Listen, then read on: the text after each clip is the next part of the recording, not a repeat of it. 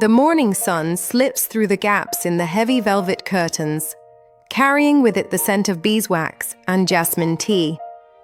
My life is measured by small rituals: the tightening of the corset, the sound of my steps on the oak floor, and the gentle beating of my heart whenever I hear the approach of a carriage.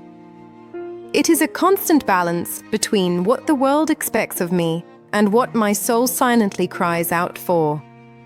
My maid pulls the curtains open with a brisk motion, and the day officially begins. As she helps me into the many layers of petticoats and the weight of satin, I watch my reflection in the gilded mirror. The face the world sees is calm and obedient, but my eyes betray the anxiety of someone waiting for a letter that has yet to arrive. To society, I am merely a gentleman's daughter, ready to fulfill my role in a suitable marriage. To myself, I am a collector of secrets and of words I keep only within my diary. In the afternoon, the garden becomes my only refuge of freedom. The weight of my straw hat and the delicate lace of my gloves feel lighter beneath the shade of the weeping willows. I carry a novel with me, yet my gaze often drifts among the flowers. It was here, between the roses and hydrangeas, that he told me the color of my eyes reminded him of the sea before a storm. An improper compliment for such a brief encounter. Perhaps.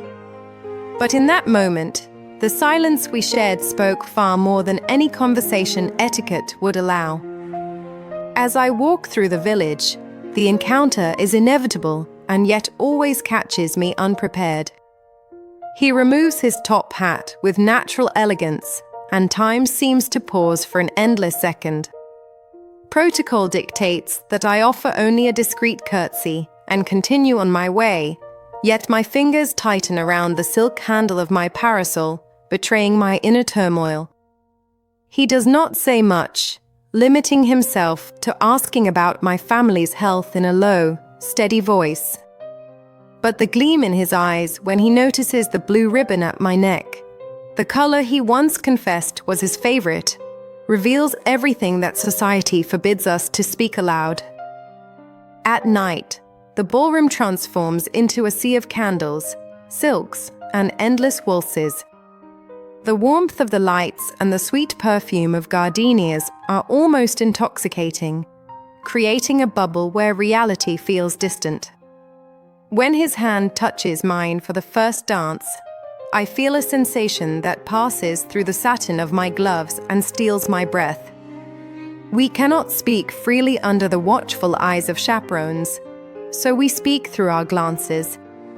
Each turn on the dance floor is a mutual promise, each exchange of hands, a secret vow no one else can hear.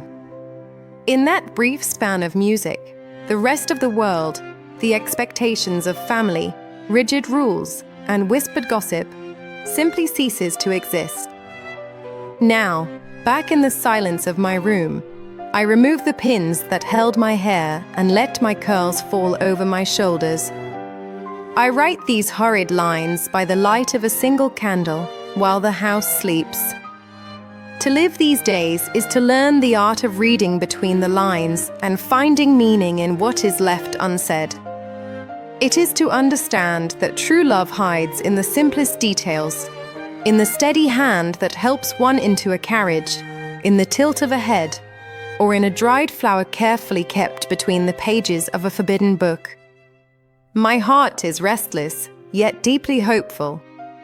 For even beneath the weight of so many traditions and expectations, I have discovered that the courage to love is the truest and most transformative strength a woman can carry. If this tale has pleased your heart, grant us your favor and stand beside us. And if you wish to hear many more, join us and keep watch for what comes next.